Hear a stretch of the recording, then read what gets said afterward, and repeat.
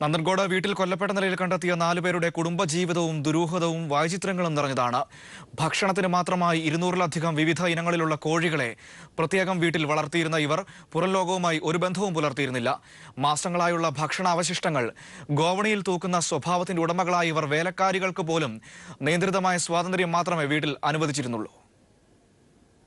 തിരുവനന്തപുരം നന്ദൻകോട് വീട്ടിൽ കൊല്ലപ്പെട്ട നിലയിൽ കണ്ടെത്തിയ doctor Jean Padma, professor Raj Thankam, ഇവരുടെ മകൾ കാരോളിൻ, ജീൻ പത്മയുടെ സഹോദരി ലളിത എന്നിവരുടെയും സംഭവത്തിൽ പ്രതിയെന്ന് സംശയിക്കുന്ന കേഡൽ ജിൽസന്റെയും ജീവിത രീതികൾ ഏറെ വൈചിത്രങ്ങളും ദുരൂഹതയും നിറഞ്ഞതാണ്.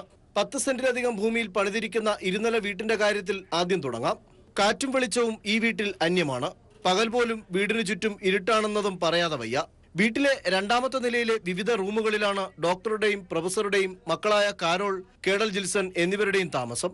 ഭക്ഷണം കഴിക്കാനായി മാത്രമാണ് ഇവർ താഴേക്ക് വരാറുള്ളത്. അതും ഒരുമിച്ചുണ്ടാവില്ല എന്നതും വേലക്കാരി പറയുന്നു. ഓരോരുത്തർക്കും വേണ്ട വിഭവങ്ങൾ ജോലിക്കാരിയോട് പറയും.